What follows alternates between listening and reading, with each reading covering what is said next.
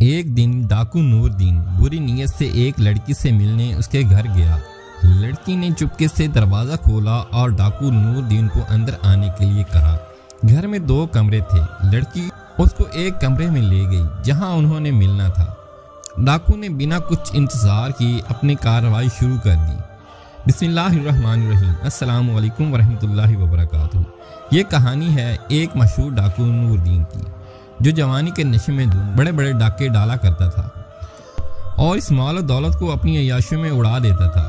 یہ دنیا بڑے بڑے عیاش اور بد کردار اور بدکار لوگوں سے بھری پڑی ہے، لیکن قسمت کب اور کیسے آپ کو سیدھے راستے پر ڈال دے یہ کسی کو نہیں پتا۔ ایک لڑکی سے اس کے ناجائز تعلقات تھے۔ ایک دن ڈاکو نور دین بری نیت سے ایک لڑکی سے ملنے اس کے گھر گیا۔ لڑکی نے چپکے سے دروازہ کھولا اور ڈاکو نور دین کو اندر آنے کے لیے کہا۔ گھر میں 2 کمرے تھے۔ لڑکی اس کو ایک کمرے میں لے گئی جہاں انہوں نے اپنی جسمانی پیاس بجھانی تھی۔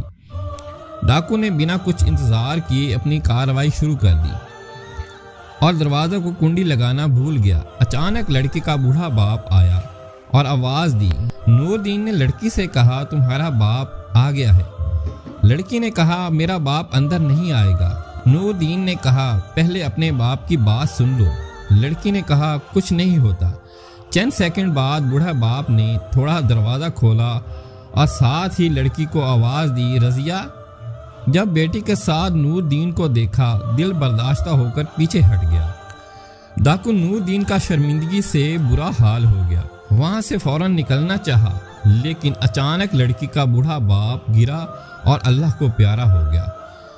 نور دین وہاں سے فوراً چلا گیا، لیکن اس کی آنکھوں سے بے بسی کا یہ منظر نہ گیا۔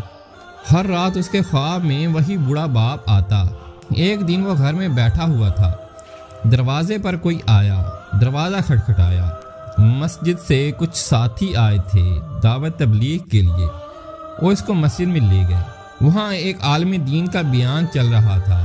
وہ اس نے اس سے پہلے کبھی بیان نہ سنا تھا۔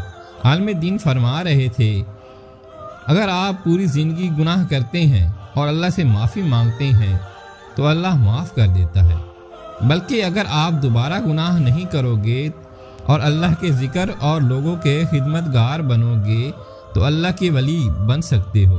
تو نور دین کا دل نرم ہوا اور لڑکی کے بوڑھے باپ کو یاد کر کے آنکھوں سے آنسو آنے لگے۔ جب مسجد سے سب لوگ چلے گئے تو نور دین اس عالم دین کے پاس بیٹھ گیا اور رونے لگا، گنہگار ہوں، کیا اللہ مجھے معاف کرے گا؟ عالم دین نے کہا، کیوں نہیں، اللہ ضرور معاف کرے گا۔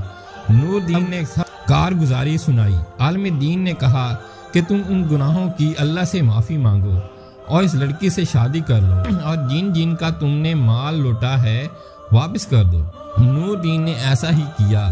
جن کا مال لوٹا واپس کر دیا اور جن کا مال کھا گیا ان سے جا کے معافی مانگی۔ نور دین نے ایک جگہ سے ریت اٹھائی تھی۔ اس آدمی سے معافی مانگنے گیا تو اس ریت کے مالک نے کہا، میں تم کو معاف نہیں کروں گا جب تک تم مجھے ریت واپس نہ لا دو، اور شرط یہ رکھی کہ وہی ریت ہو جو تم نے اٹھائی تھی۔ اب نور دین بڑی مشکل میں پھنس گیا، اس کو وہی ریت کہاں سے لا دوں؟